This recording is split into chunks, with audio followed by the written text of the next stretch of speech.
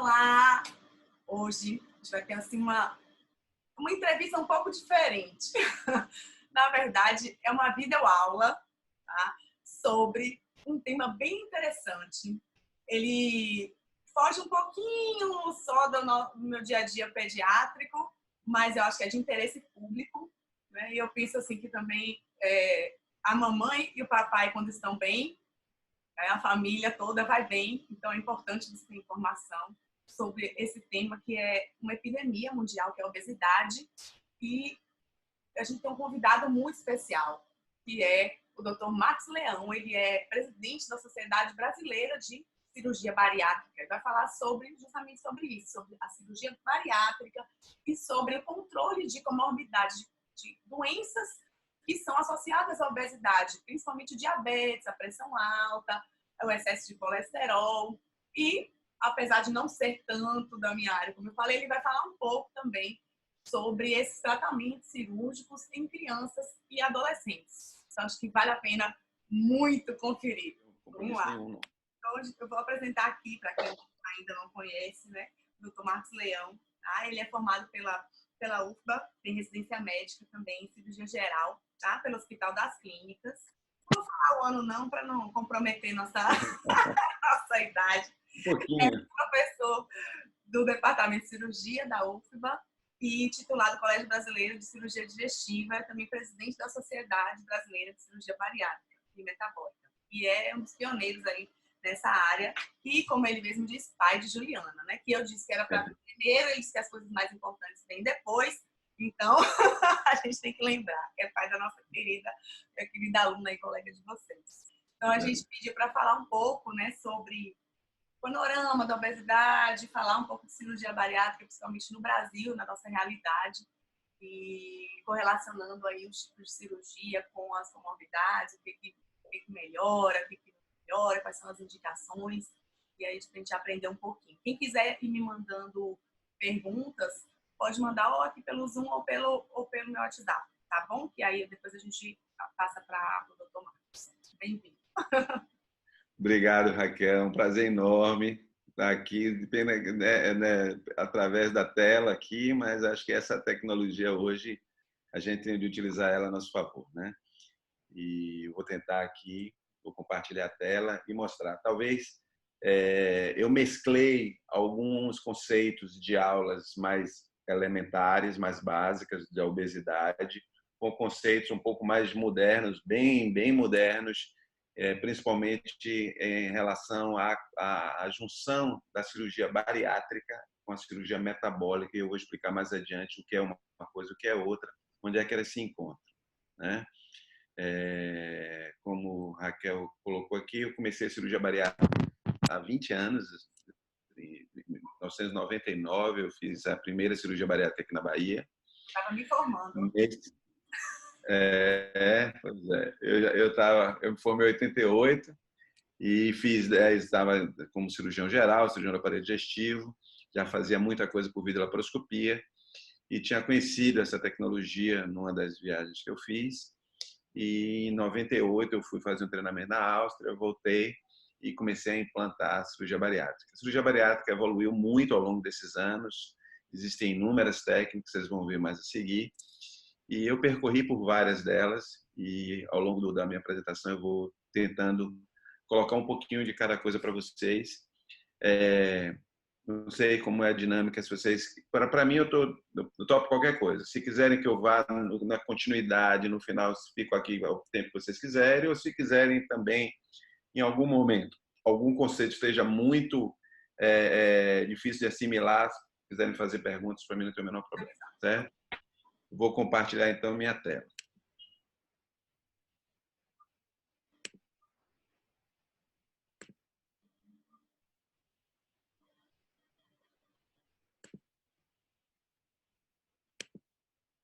Vocês estão vendo a tela toda aí? Ótimo. Ótimo. Então, vamos lá. Bom, primeiro, conceitualmente, né, de dizer o que é obesidade. Obesidade, na verdade, é quando você tem um excesso de gordura, um excesso de tecido adiposo depositado sob a forma de gordura. Um excesso de gordura que expressa normalmente uma desregulação entre a ingesta de energia, ou seja, a ingesta de alimento, e o gasto energético. E essa é uma visão simplista. Hoje a gente sabe que existem diversos mecanismos que regulam isso e que não é simplesmente uma questão de quantidade de que você ingere, quantidade que você gasta. Quando você perde a regulação disso, você tem um excesso de gordura e obesidade. Existem diversas maneiras, percentualmente falando, de você classificar isso, mas o que é mais frequente, o que é mais utilizado é o índice de massa corporal. O índice de massa corporal é obtido dividindo-se o peso em quilos pela altura em metros, ao elevado ao quadrado. Então, peso dividido por altura ao quadrado é igual ao índice de massa corporal. E esse índice de massa corporal, ele expressa a obesidade porque existe uma correlação direta, de uma maneira geral, entre o índice e a quantidade de gordura. Obviamente, a gente tem de entender que existem exceções. Por exemplo, se você pegar um halterofilista, um indivíduo muito musculoso, o Mike Tyson da vida, e fizer o índice de massa corporal dele, você vai ver que ele tem um índice de massa corporal de obeso, muito elevado, mas aquele peso ali não é um peso de gordura, é um peso de massa muscular. Ele vai ter um excesso de peso, um índice alto, mas ele não vai ser necessariamente obeso. Mas isso são exceções. Do ponto de vista de conceito, do ponto de vista populacional, é suficiente a gente entender o índice de massa corporal como um fator, como um indicador de obesidade e de normalidade. O peso é considerado normal quando ele está entre 18,5 e 25 quilos por metro quadrado. O indivíduo tem baixo peso, abaixo de 18,5, e acima de 25 a gente tem entre 25 e 30 o sobrepeso, a pessoa está acima do peso apenas, e acima de 30 a gente tem a obesidade. A obesidade, por sua vez, ela pode ser classificada em 3 níveis. Obesidade grau 1, que vai de 30 a 35, obesidade leve. Obesidade grau 2, que é a obesidade moderada, que vai de 35 a 40. E a obesidade grau 3, que é a obesidade mais grave, ou que nós chamamos também de obesidade mórbida. Esse índice vai subindo e progressivamente, quanto maior o índice de massa corporal, maior a perspectiva de complicações da obesidade, maior a perspectiva de doenças associadas à obesidade. Essa obesidade, né, no passado, do ponto de vista de evolução, se a gente pensar, no passado, nos primórdios, quem tinha um excesso de peso, a ilustração mostra isso aí. Então, na pré-história, quem tinha a capacidade de reservar gordura, ou seja, de estocar energia para um período de escassez de alimento, era um indivíduo sobrevivente. Ainda em muitos lugares na África, até bem pouco tempo, ser obeso era um sinônimo de riqueza. Hoje em dia, não, a gente cultua outros modelos e, independente do modelo estético, existe uma preocupação da obesidade enquanto doença, por estar associada a uma série de coisas. Entre os fatores que dão origem à obesidade, nós temos diversos. Fatores genéticos, fatores ambientais, em termos de o ambiente que você está inserido. Então, pessoas que estão numa vida rural, que estão expostas a um gasto energético pelo esforço do trabalho ou pela sua cultura muito elevado, em geral, têm menos tendência à obesidade. Populações que têm hábitos alimentares muito nocivos têm uma tendência à obesidade também muito maior. Existem, obviamente, fatores infecciosos, mas muito raros, fatores endócrinos e genéticos, assim, muito claros, de algumas malformações genéticas, mas são casos raros. A maioria é determinado pelo ambiente, mas com uma forte influência genética. A influência genética se expressa quando nós vemos que uma pessoa cujos pais são magros, ela tem aproximadamente 10% de chance de se tornar obesa. Uma pessoa que tem um dos pais obesa tem mais ou menos 40% de chance de se tornar obesa. E a pessoa que tem os dois pais, pai e mãe obesos, tem 80% de chance de se tornar obeso. Então, o fator genético existe mas ele não se esgota sozinho na causa. O Brasil vem com a prevalência de obesidade subindo de 11,8 a 12 anos atrás por cento da população até a população do ano passado, no censo do IBGE, através desse estudo, que é um estudo chamado Vigitel, onde para cada 5 brasileiros, 1 está com obesidade. Esse é um percentual muito elevado, semelhante, um pouco inferior a muitos países da Europa, ou mais ou menos um pouquinho abaixo, mas ainda bem inferior aos americanos, que já tem mais ou menos 40% de obesidade, de prevalência de obesidade. Essa população ela é mais ou menos uniformemente distribuída no Brasil. Os países, os estados piores são os estados do Amazonas, do Acre, e os estados do norte do país, vocês observam aí a concentração, e os estados mais baixos são aqui na região do Maranhão, Tocantins, estado de Sergipe. A Bahia tem mais ou menos 19% de obesidade, está mais ou menos no meio do caminho. E a obesidade, como vocês viram, vem crescendo, mas vem crescendo mais nas populações de mais baixa renda. A ideia de que a obesidade é coisa de rico foi ultrapassada depois que houve um grande desenvolvimento na produção alimentar e as pessoas têm hoje um acesso à comida mais farto, mas não necessariamente um acesso à comida de boa qualidade. Então, você vê... Eu, como pediatra, eu vi... Quando eu fazia residência, a gente tratava desnutrição. A doença do pediatra era desnutrição. Eu não vejo mais desnutrição. Aí você vê, o pessoal de baixa renda, a população de baixa renda passou a ficar obesa, mesmo as crianças. Elas passaram a ficar obesas. Então, eu trato muito mais no consultório. Não existe mais, praticamente, desnutrição em grandes centros. É obesidade. Então, é incrível isso, essa mudança nesse... O fenômeno da inversão nutricional, da transição nutricional. Cada dia o país do fome zero não tem mais muita gente passando fome, mas tem muita gente morrendo por causa da obesidade, e isso cresce muito nas populações jovens, inclusive nos adolescentes, que a gente vê uma prevalência cada dia maior. E aqui vocês veem por nível de formação, de educação, que normalmente se pareia com o nível econômico. Apesar disso, esse censo mostrou que tem havido uma melhoria qualitativa em alguns aspectos da nutrição. Então, houve um crescimento nos últimos anos do consumo de frutas e hortaliças, mas não o suficiente para deter a obesidade. Da mesma forma, houve também um aumento da atividade física, nós temos menos pessoas inativas, saímos de 16% para 14%.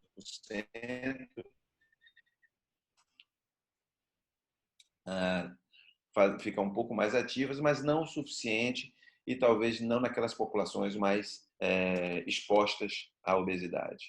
E esse Elliot Joslin, considerado o pai da endocrinologia americana, indivíduo que nasceu no século retrasado, em 1869, e que foi o fundador da endocrinologia. Ele já dizia lá em 1927, há quase 100 anos atrás, de um excesso de gordura o diabetes começa, e de um excesso de gordura o diabético morre.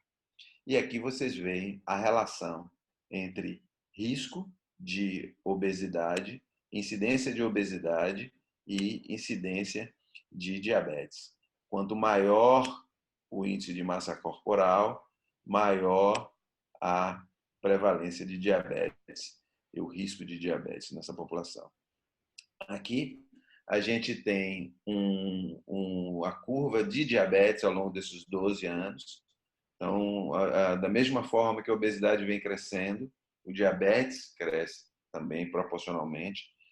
Isso é um aumento de 40% na prevalência de obesidade, de diabetes, especificamente o diabetes tipo 2, que é o diabetes do adulto, o diabetes relacionado com os hábitos de vida, relacionados com a obesidade. Hoje a gente fala da epidemia de diabesidade, que é a mistura aí de diabetes com obesidade. outra coisa que a gente não via em pediatria e que a gente está vendo agora. Começa a ver adolescentes diabéticos. DM2 não, a gente só via DM1, né? Agora a gente começa devagar nos alguns adolescentes já com resistência insulínica, por obesidade, você começa a ver diabetes tipo 2 também em criança e adulto. Exatamente. E adolescente, que a gente não via antes. É um fenômeno, na década de 70, a gente tinha 0,7% de prevalência de obesidade entre adolescentes e crianças. Hoje a gente tem mais de 7%. Então, já chegando perto de 9% no Brasil. Então, um crescimento muito grande nessa faixa etária também. Aqui a curva de hipertensão, a hipertensão vai se mantendo mais ou menos estável, um quarto da população é hipertensa. E aqui juntando os três gráficos, obesidade, diabetes e excesso de peso, a gente vê que mais da metade da população hoje, 56% aproximadamente, está com excesso de peso e 20% mais ou menos com obesidade. Então, essas coisas caminham juntas e isso se reflete em aumento de doença cardiovascular, mortalidade cardiovascular e uma série de doenças que impactam na qualidade de vida, na expectativa de vida e nos gastos do sistema de saúde, tanto público quanto privado. Aqui são os nossos números de cirurgia bariátrica no Brasil. O Brasil faz mais ou menos 65 mil cirurgias por ano, isso foi assim em 2018.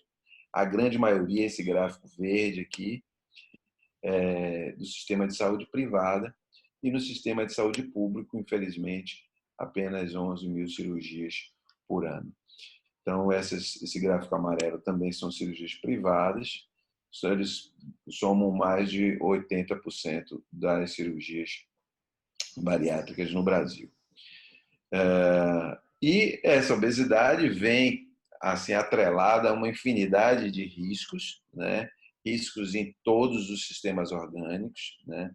Hipertensão arterial, apneia do sono, gordura no fígado, esteatose hepática, incontinência urinária, problemas vasculares, problemas neurológicos. Existe uma doença chamada de síndrome do pseudotumor cerebral, que é um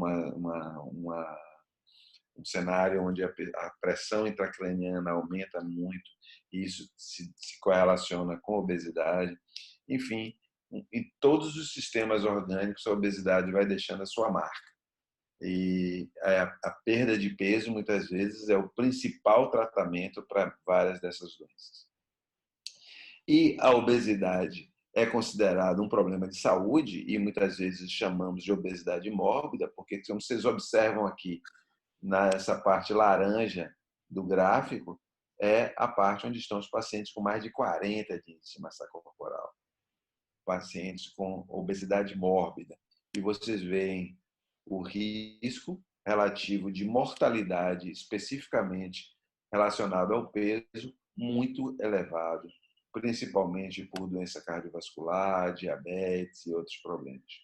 Então, é por causa disso que se estratificou esse peso como peso normal, porque é o peso onde existe a menor mortalidade relacionada ao peso. Mas não só de problemas médicos o obeso padece, né? A obesidade vem junto com alguns problemas psicológicos e sociais, ou muitas vezes não necessariamente todo obeso tem um problema psicológico, mas ele é muito mais prevalente nessa população, seja como causa, eventualmente, como causa da obesidade, seja como consequência do preconceito, de discriminação, rejeição social, seja pela diminuição da qualidade de vida causada pelo peso em si ou pelas doenças associadas.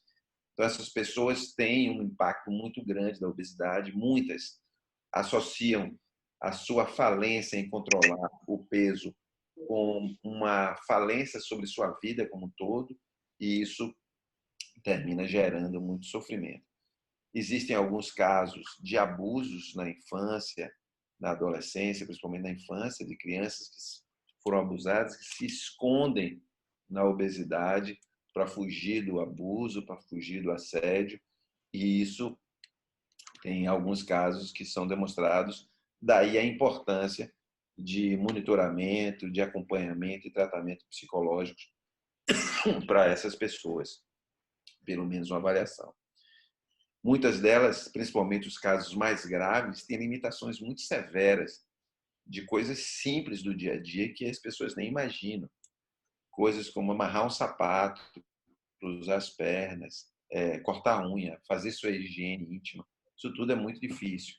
Essa paciente que vocês estão vendo aqui da direita é uma paciente minha mesmo, foi operada há uns 18 anos atrás. Na época, essa moça, essa senhora, ela precisou que o corpo de um fosse buscá-la na casa dela, precisou quebrar uma parede da porta para ela passar, porque ela já não saía de casa há tanto tempo, não conseguia passar. Imagine o tamanho dela. Muitas pessoas têm coisas simples, como passar numa borboleta de ônibus, na catraca do ônibus. Algumas pessoas não sabem porque tem medo, tem receio de ficarem presas ali, tem receio de sentar numa cadeira plástica, ir em um lugar, de viajar de avião e pedir um extensor, incomodar os outros. Uma série de coisas, dormir em alojamentos devido aos roncos, etc. Então, são pessoas que muitas vezes se isolam, aumentam o absenteísmo escolar, enfim, uma série de problemas. Limitações na higiene, cortar as unhas dos pés, usar papel higiênico, ou limpar as nádegas, limpar o bumbum, às vezes é muito difícil para essas pessoas. E isso é mais um fator de sofrimento. Eles têm mais preconceito no trabalho, têm um absenteísmo no trabalho maior, têm renda familiar menor, então mais difícil de conseguir emprego. Tem uma reportagem que saiu na revista Época há 2, 3 semanas atrás. Eu até dei contribuir com essa reportagem, que fala muito, está muito ilustrativo. Depois eu posso até compartilhar com você essa reportagem. Está bem bacana. E como também tem na revista Cláudia, dessa semana, aí, uma entrevista minha também, falando sobre a obesidade na adolescência, bem interessante.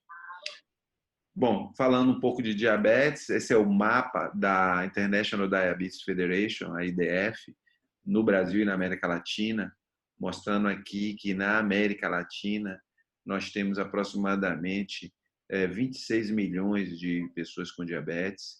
Em 2045 se espera ter aí 42 milhões de pessoas na América do Sul e Central com diabetes. O Brasil se estima 12 milhões e meio, né, com uma prevalência realmente muito elevada de diabetes.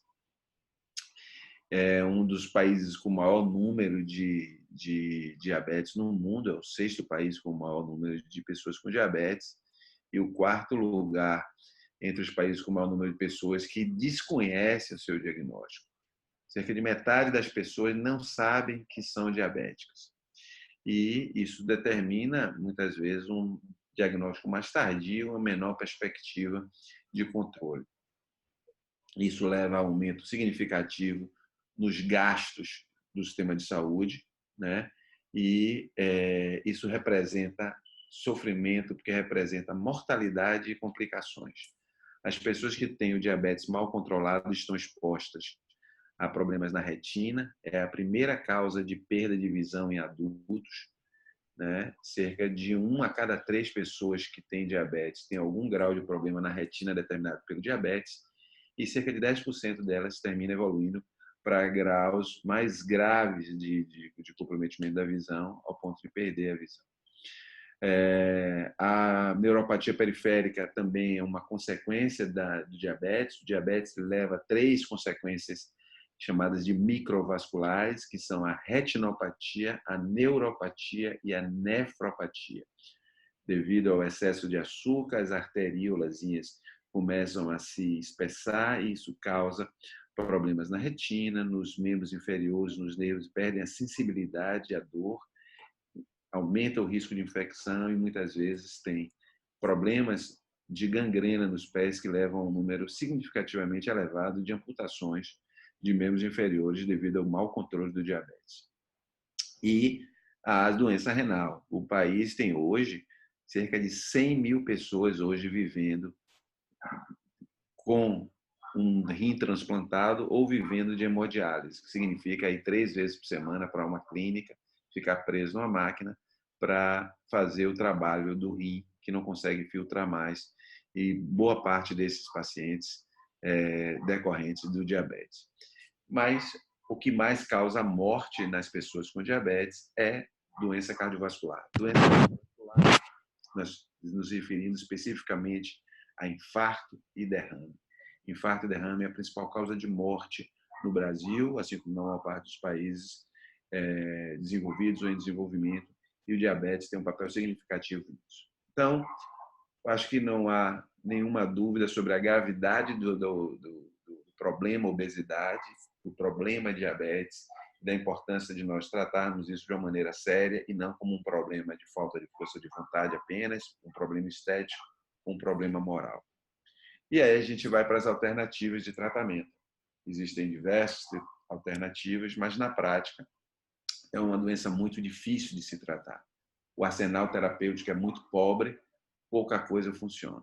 Aqui vocês têm os efeitos de um tratamento, de um estudo, que foi um dos estudos mais importantes em relação ao tratamento clínico da obesidade em pacientes com diabetes, que foram comparados 2 grupos de tratamento, um mais conservador e um bem intensivo. E que vocês observem que o tratamento intensivo tem uma queda muito grande no peso no início, mas depois um pequeno reganho de peso e que no final se reflete numa diferença muito pequena desse outro grupo, que foi o grupo que teve o tratamento mais conservador. Então, a diferença disso aqui, no final do estudo, na verdade, esse estudo ele tinha uma previsão de durar 13 anos, mas com 9 anos e meio ele foi interrompido porque não houve um grande impacto do tratamento, era um estudo muito caro, e desistiram de ir até o final, porque já estava claro qual era o desfecho. Da mesma forma, vocês veem aqui em relação à aptidão física, distância, que é a circunferência do quadril, circunferência da cintura, e, em última análise, hemoglobina glicada, que é a maneira da gente medir o resultado do tratamento do diabetes. Então, você vê que as pessoas saíram do coisa no primeiro ano, que é um ano de mais intervenção, e depois, ao longo do tempo, voltavam. No final, a diferença é muito pequena. E, por isso que esse estudo foi abandonado, porque os 2 grupos, a despeito de uma melhorazinha aqui e ali no grupo de tratamento mais intensivo, em última análise, a mortalidade não foi impactada por nenhum tratamento. Então, você tem um esforço muito grande para perder pouco peso, para melhorar pouco a saúde e impactar pouco em mortalidade.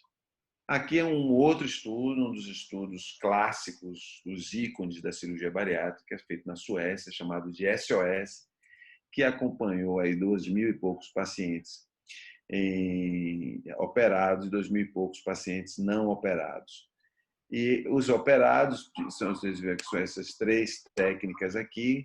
Essa aqui é a técnica que mais se faz hoje no Brasil, que é o bypass gástrico. Aqui é a técnica que nós começamos, a banda gástrica. Aqui é uma técnica que já foi abandonada há muito tempo.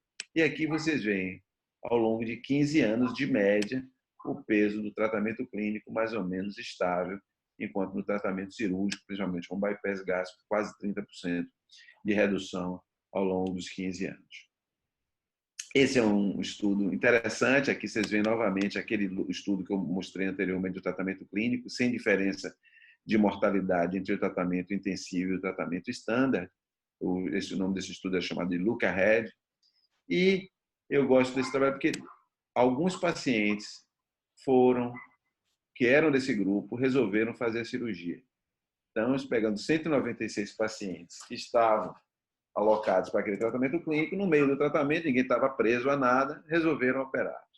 E aí você vê o que aconteceu com eles. O tratamento standard ruim, intensivo ruim também, e aqui os 3 grupos de cirurgia mostrando uma diferença muito significativa na redução do peso através, seja da banda gástrica, que é esse menorzinho aqui, da gastrectomia vertical, que eu vou falar mais a seguir, que é uma das técnicas mais importantes, e do bypass gástrico, que é a mais realizada no Brasil, mostrando uma redução muito significativa. E aqui, para essa redução de peso, se acompanha também um impacto no controle do diabetes. Aqui vocês vão vendo o percentual de pacientes com remissão, ou seja, a doença do diabetes totalmente controlada, em contrapartida ao tratamento intensivo ou tratamento padrão, que não tiveram grande melhoria. Hoje, nos Estados Unidos, aqui vocês veem, são realizadas bem mais cirurgias do que a gente aqui. Eles fazem lá mais ou menos 230 mil cirurgias por ano, né? A maioria lá é o sleeve, que é essa gastrectomia vertical, e que perdeu o espaço, que ganhou o espaço do bypass gástrico, que era o campeão de audiência. Ganhou porque é uma cirurgia mais simples. Aqui vocês têm 1, 2, 3, 4, 5, 6, 7, 8 tipos de cirurgias diferentes, cada uma com um nível de complexidade, com uma potência terapêutica, com mecanismos de ação diferentes. Quanto mais você incrementa mecanismos de ação, mais você ganha potência terapêutica, mas mais difícil tecnicamente esse procedimento é e mais riscos ele carrega. Então, essa é a curva de crescimento de todas essas coisas, de resposta, de intensidade e de riscos também. As duas cirurgias que mais são realizadas no Brasil são essas duas: a gastrectomia vertical, o sleeve, e o bypass gástrico. E algumas delas, como por exemplo essa daqui, que é a cirurgia de Scopinaro, uma derivação biliopancreática, onde se faz o quê? Pega um estômago, diminui o estômago, mas ainda fica um estômago grande, e se desvia esse estômago para um pedaço que mede mais ou menos 2,5 metros apenas daqui da válvula ileocecal aqui até a junção com o estômago. Então você pega um intestino delgado que tem aproximadamente 6 a 7 metros e encurta ele para 2,5 metros. E o outro lado, que é o lado que está recebendo bile e suco pancreático, ou seja, as enzimas que são necessárias para a digestão de gordura, digestão de amido, etc.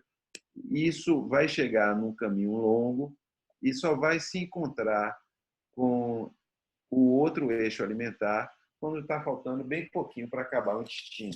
Então, essa é uma cirurgia que nós chamamos de desabsortiva. É uma cirurgia que você come relativamente muito, mas absorve pouco, porque não tem enzimas durante a maior parte do trajeto do alimento. E é uma cirurgia que é muito pouco utilizada atualmente, porque é uma cirurgia que tem consequências nutricionais muito severas. Então, simula uma síndrome de intestino curto, né? Isso, exatamente. Simula uma síndrome de intestino curto. E uma síndrome de intestino curto sem enzimas na maior parte do trajeto. Porque se você colocar 2,5 metros de intestino delgado total com bile e suco pancreático, absorve o suficiente. Mas as pessoas com a bile e suco no final, esses pacientes têm muitos problemas, entre eles desnutrição, anemia, osteoporose e etc. Então, essa cirurgia praticamente ela foi abandonada no Brasil, pouquíssimas pessoas fazem, ou fazem com muita raridade. Então, eliminamos uma ali. Tolerabilidade. Essa é uma outra variação daquela mesma cirurgia, que tem menos problemas nutricionais, mas também ainda tem muitos efeitos colaterais. Tolerabilidade é uma variável importante nas cirurgias. Nós tínhamos aqui primeiro, a segurança, nós temos a tolerabilidade como uma variável importante. E a diferença dessa para outra é o formato do estômago, que ele é um formato mais comprido, e ele mantém o duodeno, o piloro aqui íntegro, enquanto na outra não. E a distância dessa válvula ileocecal para o encontro das duas alças intestinais é um pouquinho maior. Então, ela é menos desnutridora do que a outra, mas ainda assim tem um bocado de efeito colateral. Gases, dor ruim, tem mais distúrbios nutricionais. Então, eliminamos aquela dali. Aí, nós vamos para tempo. O que é o tempo está falando aqui? Estou falando de durabilidade. quando a gente fala em durabilidade, a gente pensa que essa cirurgia aqui, que é a banda gástrica ajustável, além de pouca efetividade, que tem muitos problemas a longo prazo e muitos pacientes, mais de 50% dos pacientes, terminam tendo de reverter a cirurgia e transformar em outra. E aí nós terminamos caindo nessas duas. O bypass gástrico, que é essa daqui, e a gastrectomia vertical. A gastrectomia vertical é simplesmente tirar um pedaço do estômago. A gente corta o pedaço do estômago, tira esse pedaço, joga para o gato e fica somente um estômagozinho menorzinho, por onde a comida vai passando e percorre todo o seu percurso normal. Existe nessa região aqui do estômago, essa região aqui, a produção de um hormônio chamado de grelina. Essa grelina, ela é responsável pela fome e tanto em uma cirurgia quanto na outra a grelina diminui. No caso do bypass gástrico, a gente, além de ter um estômago menor, a gente faz um desvio, mas um desvio curto. Isso aqui tem 1 metro, isso aqui tem 1 metro também. Então, a gente deixa aí mais ou menos 5 metros de alça comum para absorver. Há uma redução na absorção, mas não tão significativa quanto naquelas outras. Nessa cirurgia, nós temos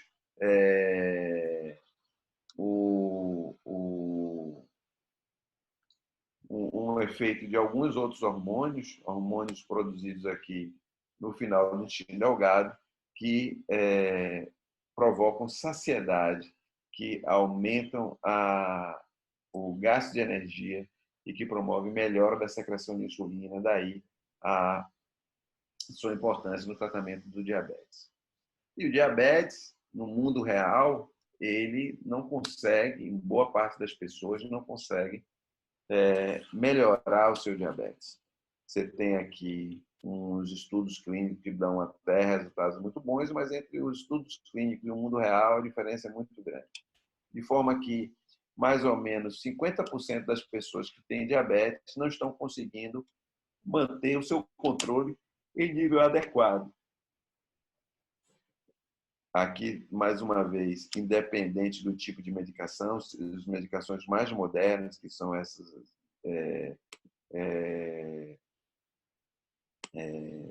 esses GLP-1 agonistas, né, são medicações que funcionam parecidos com o GLP-1, com toda a coisa boa delas, mas você tem uma diferença muito significativa entre o que se obtém de bom resultado no mundo real e o que se obtém de resultado nas pesquisas. Muito pela baixa aderência. Você vê aqui, menos da metade das pessoas tomam os medicamentos regularmente. Então, você tem muitos pacientes que até abandonam o tratamento. E a cirurgia bariátrica, se observou que tinha um impacto muito significativo na resolução do diabetes. Então, 86% dos pacientes tinham o diabetes melhorado ou controlado. Isso é um resultado muito importante. E em 1995 saiu esse artigo, que é um dos 3 mais citados na cirurgia mais importante que tem, na revista mais importante de cirurgia, que é a Annals of Surgery.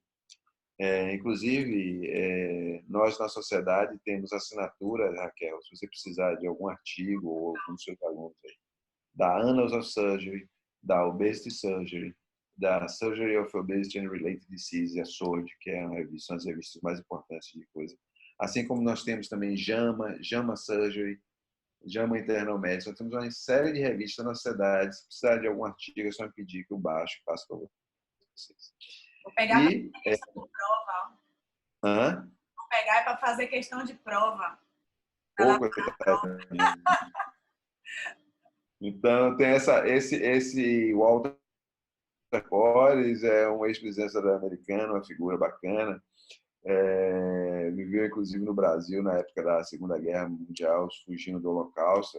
E ele é um cartunista também. Ele escreveu isso aqui: o meu pai é um médico e ele trata diabetes. Aí o outro menino fala: meu pai é um cirurgião e ele cura isso. E os endocrinologistas morrem quando a gente mostra esse slide, mas... É Júlia. My dad is a surgeon, he kills it. É Julie. É por aí. Mas hoje a gente evita essa provocação em termos de cura, porque a gente não consegue curar todo mundo, a gente melhora muito, mas não cura uma boa parte. Mas, sem dúvida alguma, esse artigo já demonstrava, já falava esse título aí, que virou um ícone. Quem poderia pensar que uma operação provaria ser o tratamento mais efetivo para o diabetes do adulto, o diabetes do tipo 2? E isso acontece por uma série de mecanismos. O que é que Steve Jobs está fazendo aqui? É porque quando eu dou essa aula, eu digo assim, olha, os mecanismos de ação são tão complexos que é muito difícil a gente explicar cada um deles aqui. E o Steve Jobs dizia para o cara do marketing deles assim, olha, não adianta eu explicar para o povo como é que se monta um computador. Eu tenho de mostrar para o povo o que é que o computador pode fazer com suas vidas. Então, é mais importante eu mostrar o que é que a cirurgia faz com a saúde do que como é que a gente obtém isso, até porque esses mecanismos são muito simples, muito complexos. Mas, de uma maneira geral, aqui, como didaticamente, eu poderia resumir em restrição calórica. Você, com a cirurgia, passa a comer menos. Comer menos leva à melhoria do diabetes. Da mesma forma, comer menos e perder peso leva também à melhoria do diabetes. Perder peso expressivamente, como é o caso da cirurgia, leva a um grande melhora no diabetes. Então, a diminuição da ingesta, o aumento do gasto energético através dos hormônios intestinais, principalmente o GLP-1 e o PYY, que são dois hormônios produzidos lá no intestino, levam ao aumento do gasto energético, levam à diminuição da ingesta. A diminuição da produção hepática de glicose, a diminuição da absorção de glicose, de açúcar, o gasto de açúcar pelo intestino. Então, uma infinidade de mecanismos, inclusive alterações nas bactérias intestinais. Hoje nós temos dentro do nosso intestino mais células estranhas, no caso as bactérias, do que células do nosso próprio corpo. E isso desempenha, através de interações muito complexas, entre fator de crescimento de fibroblastos, uma série de fatores inflamatórios, uma série de coisas muito complicadas que nem eu entendo direito, que levam a um impacto na regulação do peso, na regulação da glicemia, na regulação da secreção insulínica. Certo? Estuda até transplante de fezes, né? Exatamente, exatamente, exatamente. Você sabe-se que o indivíduo que é diabético, ele tem um perfil de flora bacteriana diferente do indivíduo normal. E se você transplantar as fezes, já tem estudos assim, você consegue melhorar essa. Existem duas grandes famílias de bactérias intestinal, uma chamada Firmicutes e a outra chamada bacteroides, onde, quando o indivíduo opera, ele aumenta a proporção de bactérias bacteroides, e isso parece ter um impacto também no controle da glicemia. Não bastava esse conhecimento todo, a medicina hoje exige para a gente sedimentar conceitos, para a gente sedimentar algoritmos e guidelines de tratamento, estudos de alto nível de evidência científica. Vocês vão começar cada vez mais, à medida que se aproximam do final do curso, a ouvir falar nisso. Nível de evidência científica. E nível de evidência científica se atinge quando você faz estudos aleatorizados, sorteados ou randomizados. E nós temos hoje aí mais de 10 estudos randomizados comparando o tratamento do diabetes da cirurgia com o tratamento clínico, entre eles dois que eu vou mostrar aqui para vocês. Esse é um dos mais tradicionais, chamado de Stampede, feito na Cleveland Clinic dos Estados Unidos, a Cleveland Clinic de Ohio, que ele comparou 3 grupos de 50 pacientes, um grupo submetido ao bypass gástrico, que é esse daqui, um grupo submetido à gastrectomia vertical e um grupo clínico de tratamento medicamentoso. Eram pessoas com idade média, então de 50 anos, a maioria de mulheres, com muito tempo de doença, 8 anos e meio de diabetes é bastante tempo, 9,2 de média de hemoglobina glicada é muito grave, e 40% dessas pessoas em uso de insulina. Então, era uma população muito grave. E o que observou-se ao longo de 5 anos desse estudo? A perda de peso no grupo cirúrgico bem superior ao grupo clínico e observou-se também uma diminuição, uma redução da hemoglobina glicada, ou seja, um controle do açúcar muito mais significativo no grupo cirúrgico do que no grupo clínico, né? Vocês veem aqui a queda da hemoglobina glicada de 9,3 no bypass para 7,3, enquanto no tratamento clínico apenas 3 pontos percentuais. Cerca de metade dos pacientes atingindo um nível de controle bom e apenas 21% no tratamento clínico. Aqui vocês observam que 47% dos pacientes usavam insulina no grupo cirúrgico antes e apenas 12% depois.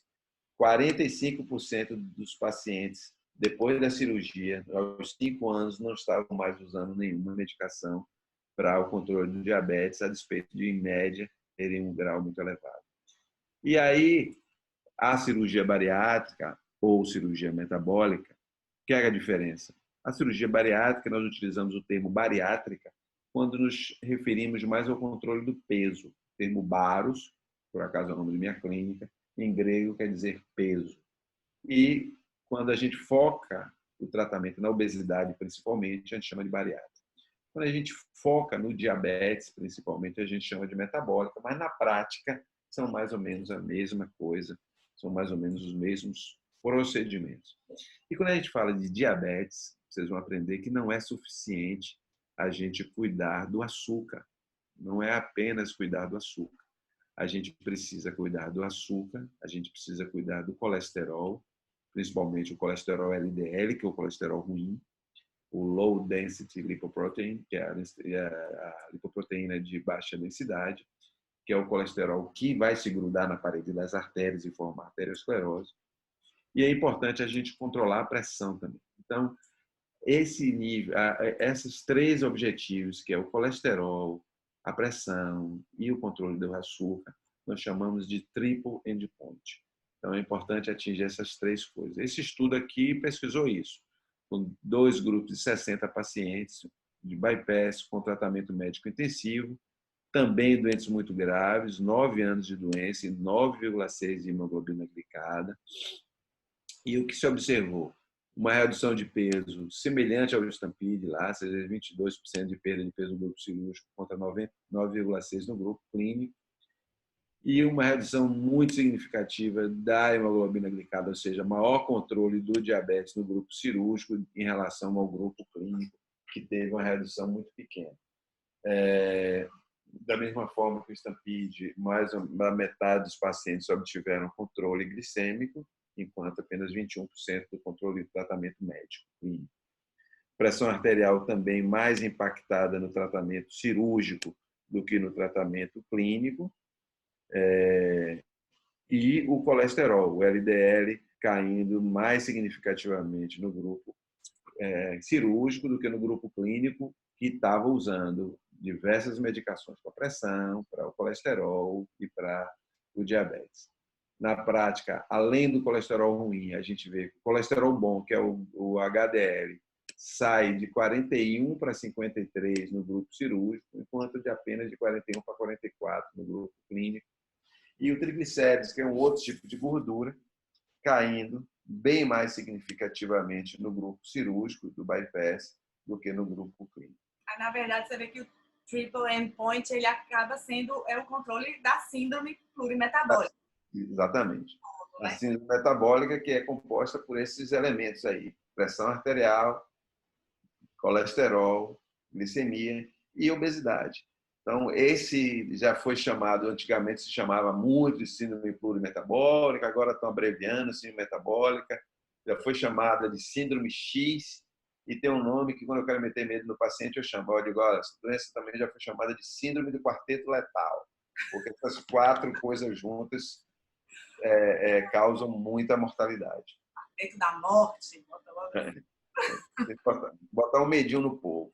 E aí, olha esse gráfico, Raquel e meninos, eu adoro esse gráfico.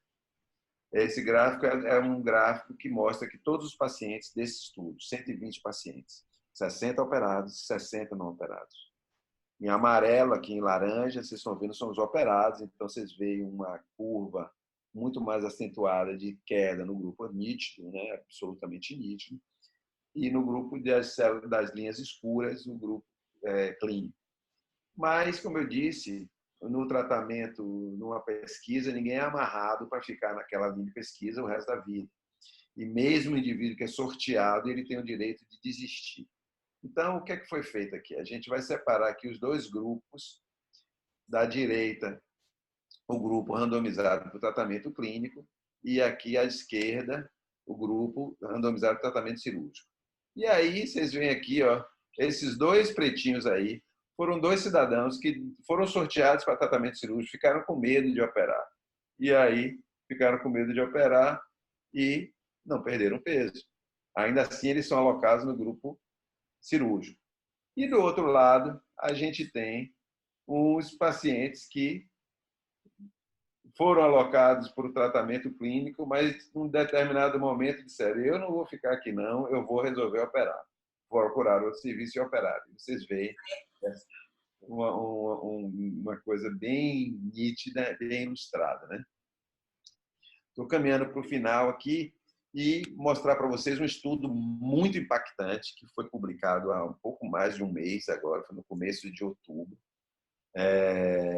na primeira semana de outubro, da Cleveland Clinic também, que pegou o banco de dados deles, 2.287 pacientes operados e 11.000 controles. 5 pacientes controle para cada paciente operado. Todos com obesidade maior do que 30, todos com obesidade, índice maior que 30, todos diabéticos, pacientes do sistema de saúde da Cleveland Clinic, da Flórida e de Ohio. Pareados, com todas as variáveis aí pareadas pelo sistema eletrônico, para que cada controle, cada paciente cirúrgico tenha um controle muito parecido, tenha 5 controles muito parecidos com o seu grupo original. E a gente vê a evolução do peso, né? A evolução em termos de perda de peso aqui nesse gráfico da esquerda, os pacientes da cirurgia, né? Com a diferença entre os pacientes do grupo clínico de mais ou menos 15%, em média, e o controle também muito mais significativo dos pacientes do controle do diabetes. Então, é uma diferença de 1,1 ponto de hemoglobina glicada, que é muito significativo. Para cada 1 ponto de hemoglobina glicada que você desce, você consegue reduzir aí 20% de mortalidade por diabetes, consegue reduzir 40% o risco de amputação. Então, essa é uma variável muito importante. E o que a gente chama de endpoint primário nesse estudo, que era ver problemas coronarianos, problemas vasculares, mortalidade, os principais endpoints, as principais complicações. Então, a redução de 40% nessas complicações todas no grupo operado em relação ao grupo cirúrgico. Quando a gente se debruça sobre os detalhes, a gente vê que foi 31% menos infarto, 62% menos insuficiência cardíaca. Então, você vê índices muito altos de insuficiência cardíaca, quase 20% ao longo de 8 anos no grupo clínico e apenas 6,8% no grupo cirúrgico. Em termos de doença renal, um impacto muito significativo de redução de 60% na incidência de doença renal e 33% em AVC. Muito significativo também. Isso tudo se reflete nisso aqui, ó, 41% menos mortalidade.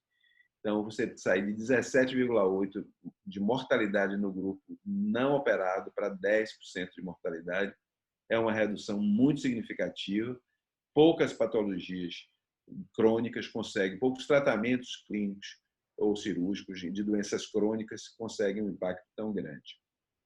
Então, a cirurgia é eficaz e a cirurgia é segura. Será essa cirurgia segura? Aí nós temos esse outro estudo aqui, que analisou pacientes do banco de dados, esse MBSA, QIP, é um sistema de qualidade, controle de qualidade da sociedade americana, que pegou pacientes só entre 30 e 35, maior de 18 anos, 8 mil e poucos pacientes, e mostrou o risco de complicações. Um risco de problemas depois da cirurgia de mais ou menos 4%, que é bem baixo, e apenas 0,05% de mortalidade. 4 casos em 8 mil pacientes operados. Isso é muito baixo. Isso é mais baixo do que procedimentos como apendicectomia, mais baixo até do que em diabéticos, cirurgias de vesícula, de colo, etc. Então, o bypass gástrico, vocês veem aqui nesse gráfico, comparando com cirurgia de ponte de safena, cirurgia de aneurisma e obstrução dos grandes vasos e cirurgia de intestino grosso.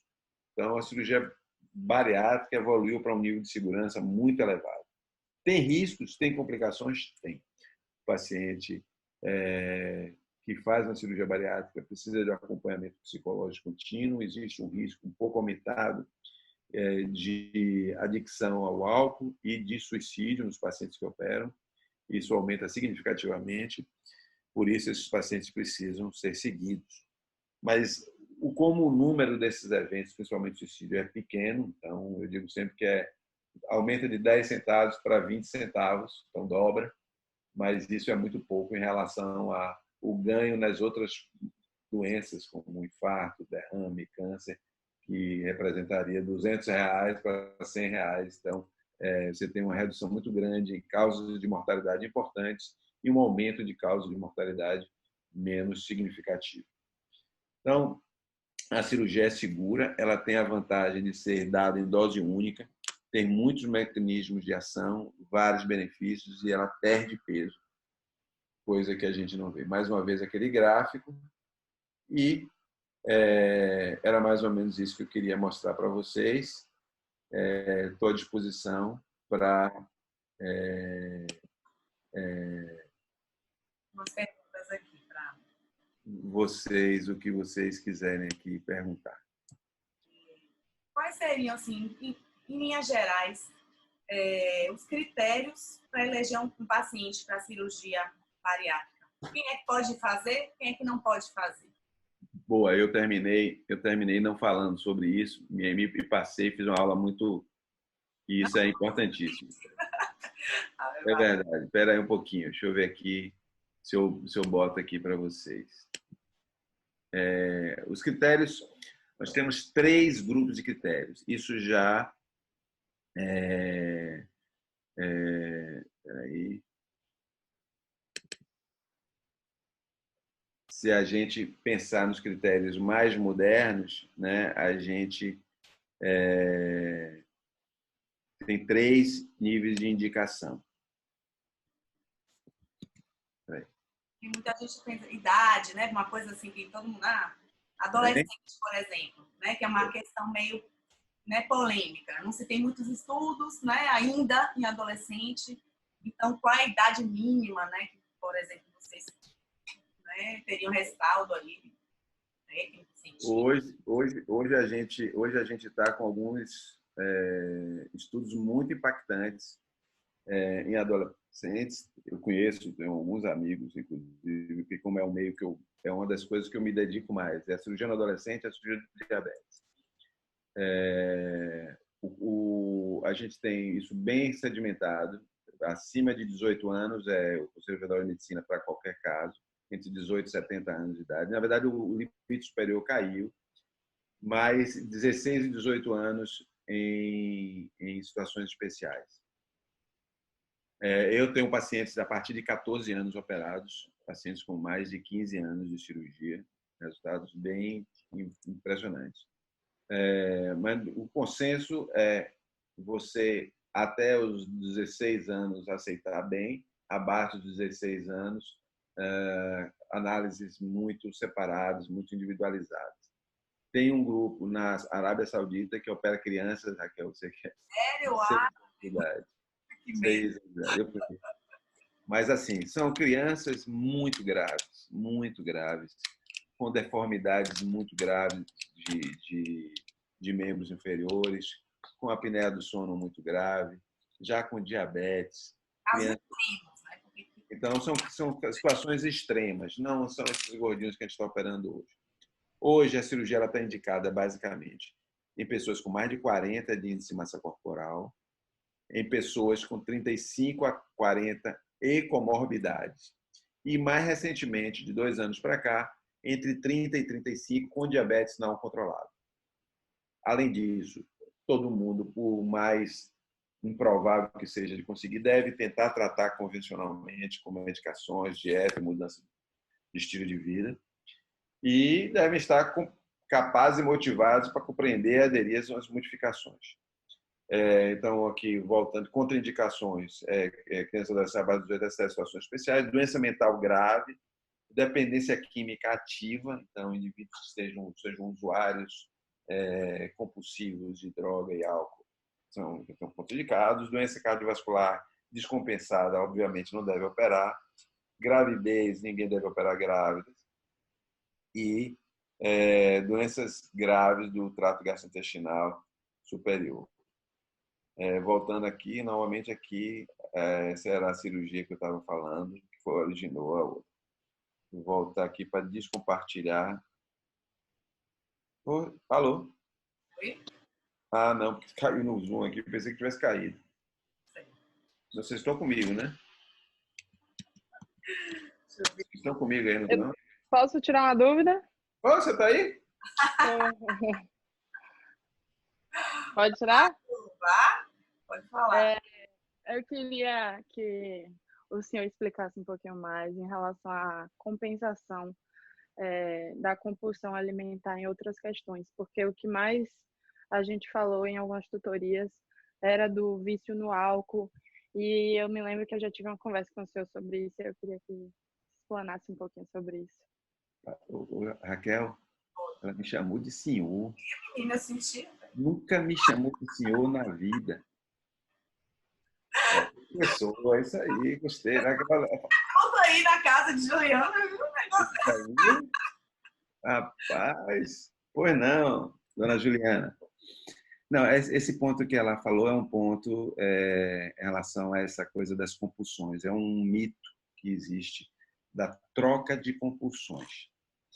Tem uma das coisas, como eu falei, que é em relação ao álcool.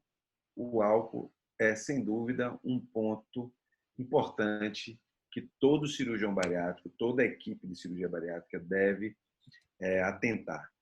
Por quê? A absorção do álcool passa a ser muito mais rápida depois da cirurgia. Então, essa pessoa atinge um nível de embriaguez com muito mais facilidade do que uma pessoa não operada. Então, ela se embriaga com mais facilidade. Se ela se embriaga com mais facilidade, ela fica mais exposta à adicção, mais exposta ao vício do álcool.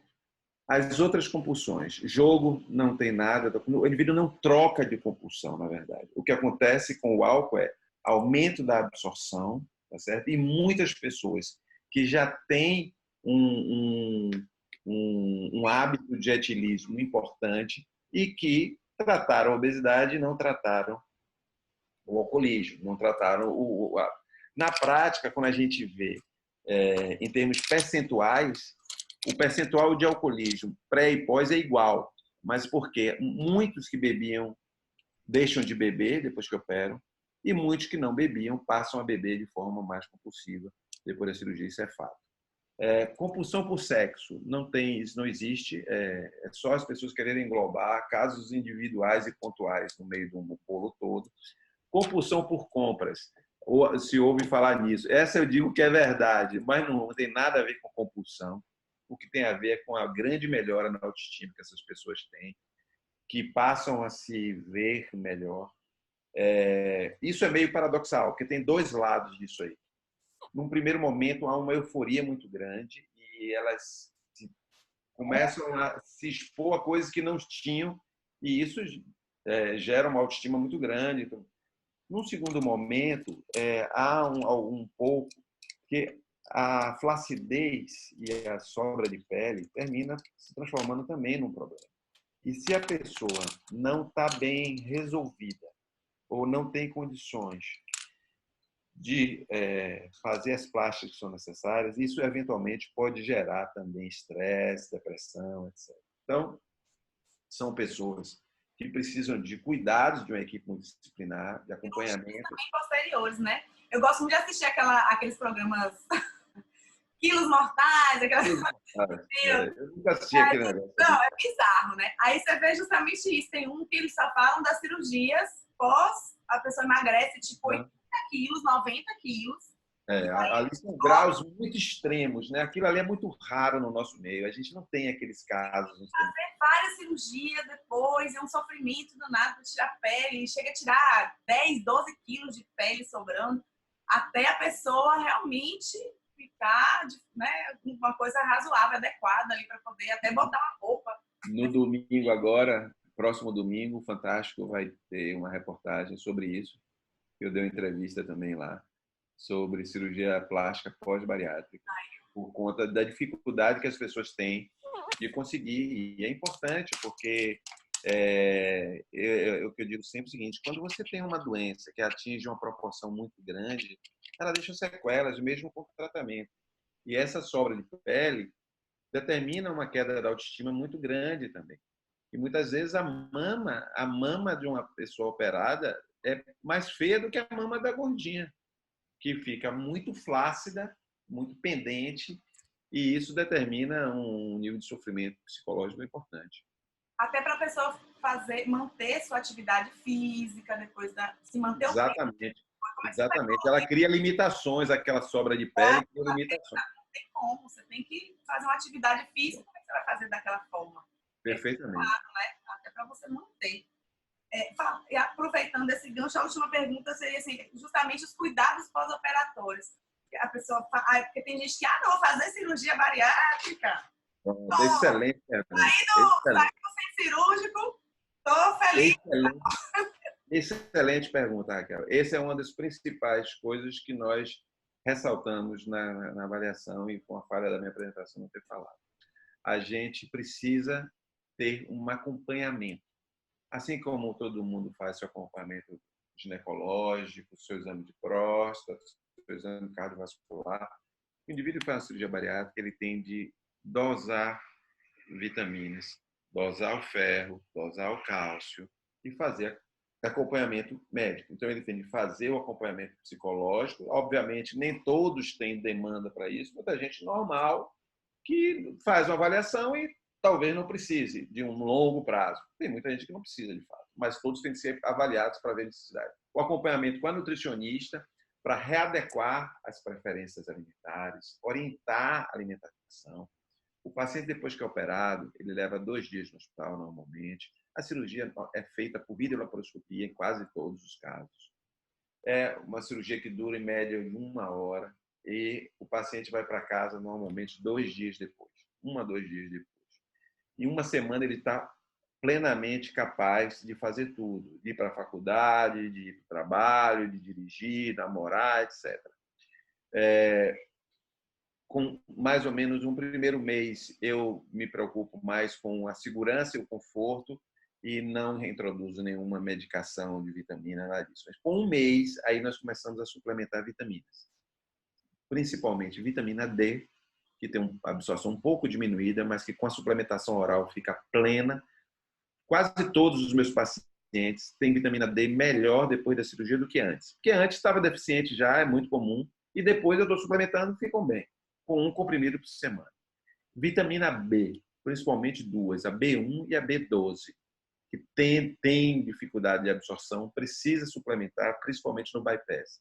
Mas que também, por via oral, nós conseguimos suplementar, com 1 comprimido por semana também. Então, não é caro. E, além dessas 2, nós fazemos um polivitamínico genérico, que tenha um pouquinho de cada coisa. Existe um consenso em que se deveria fazer suplementação de cálcio para todos eles, porque o duodeno e o jejum proximal ficam excluídos e há um déficit na absorção de cálcio. Mas eu não tenho o hábito de suplementar cálcio. Eu não suplemento cálcio para os meus pacientes como regra, tá? Então, vitamina D, vitamina B, polivitamínico e, bom, e o mais importante de todos, que eu já ia me esquecendo, o mais importante de todos que é o ferro. O ferro, especialmente na mulher. A mulher em fase reprodutiva, porque menstrua, sangra, tem uma tendência muito grande à anemia. E o ferro ele é muito mal absorvido por via oral, principalmente quem tem o duodeno excluído. Então, é comum haver anemia no pós-operatório das mulheres tardio. Então, eu recomendo, por exemplo, que elas não menstruem, seja uso anticoncepcional, seja com DIU, de Mirena, e existem já alguns ferros atualmente envolvidos por moléculas que facilitam a absorção, que conseguem minimizar isso. A gastrectomia vertical, que não tem desvio, ela é uma boa cirurgia para quem tem fluxos menstruais muito elevados, que não querem usar anticoncepcional, para mulheres jovens que têm uma predisposição à anemia. Eu diria que basicamente são esses cuidados. Posso tirar outra dúvida? Em relação à vitamina B12, como é que funciona, já que ela precisa do fator intrínseco que está no Mas eu não tem problema nenhum. O fator intrínseco está lá na parede do estômago sendo produzido e o paciente fica. Meus pacientes ficam com 2.000 de vitamina B12. Você não retira o estômago, então você não tem redução do fator intrínseco. Você tem diminuição da absorção por conta do desvio. E você suplementando via oral, você consegue suprir isso. Bem, vamos. Queria agradecer a disponibilidade. Que é uma honra para mim. Eu me certifico realmente que as pessoas generosas são aquelas que realmente têm uma mente privilegiada, que são grandes personalidades, têm essa generosidade. As pessoas que têm essa disponibilidade realmente se destacam de forma diferente realmente na sociedade. Cada vez eu comprovo isso mais no Obrigada. Olha, o que eu digo para você é o seguinte: eu tenho um amigo, um grande amigo meu que está vivendo aí uma situação delicada de um tumor avançado, grave, médico, cirurgião, formou comigo, um grande amigo. Outro dia eu estava vendo ele operando, estava nos mesmos centros cirúrgicos que ele estava fazendo um transplante e operando, ensinando um residente. E o que eu digo sempre para as pessoas é o seguinte: olha, nós viemos nesse mundo aqui, vamos deixar duas coisas: amor e conhecimento. Essa é a nossa missão aqui. O resto é bobagem. Muito obrigado. Uma honra, um prazer enorme. Espero encontrar você pessoalmente para te dar um beijo. Com certeza. Beijo, tchau. Tchau, valeu, foi ótimo. Tchau, obrigada, foi ótimo.